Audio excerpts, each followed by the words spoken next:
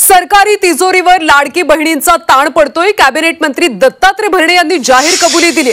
राज्य सरकारला लाडकी बहीण नकोशी झाली का असा सवाल आता विचारला जातो। मंत्री दत्तात्रय भरणेंच्या या विधानानं नव्या वादाला तोंड फुटण्याची शक्यता आहे। सरकारी तिजोरीवर लाडकी बहिणींचा ताण असल्याचं कॅबिनेट मंत्री दत्तात्रय भरणे यांनी म्हटलंय। राज्य सरकारला त्यामुळे लाडकी बहीण नकोशी झाली का असा सवाल आता विचारला जातो।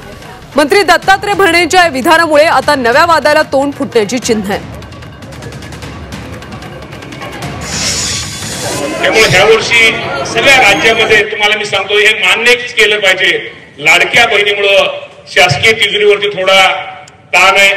त्यामुळे ह्या वर्षी थोडं जरा तुम्ही सगळ्यांनी थोडं पत्र जरी तुम्ही पत्र द्यायचे थोडं कमी करा। ताण जरी असला तुम्हाला सर्वांना माहिती आहे ताई, ताण असो सत्तेत असो आणि विरोधी पक्षात असो, निधी कसनं कुठनं कसा केव्हा आणायचा हे मला खूप माहिती आहे।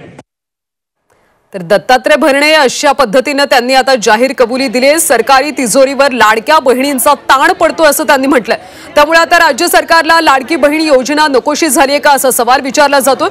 दत्तात्रय भरणेंच्या विधानामुळे आता नव्या वादाला तोंड फुटण्याची शक्यता आहे। खरं तर विधानसभा निवडणुकीआधी मुख्यमंत्री माझी लाडकी बहीण ही योजना आणण्यात आली आणि या योजनेमुळेच आपल्याला यश मिळालं असं अनेक नेते सांगतायत।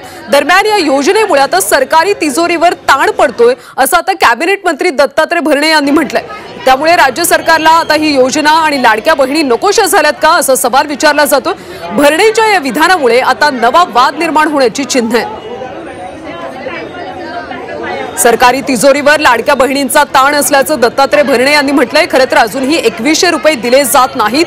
आश्वासनाप्रमाणे लाडक्या बहिणींना 2100 मिळत नाहीत, केवळ 1500 मिळतात। तरी सुद्धा सरकारी तिजोरीवर लाडक्या बहिणींचा ताण असल्याचं कॅबिनेट मंत्री दत्तात्रय भरणे यांनी म्हटलंय। त्यांच्या विधानामुळे आता नवा वाद निर्माण होण्याची शक्यता आहे।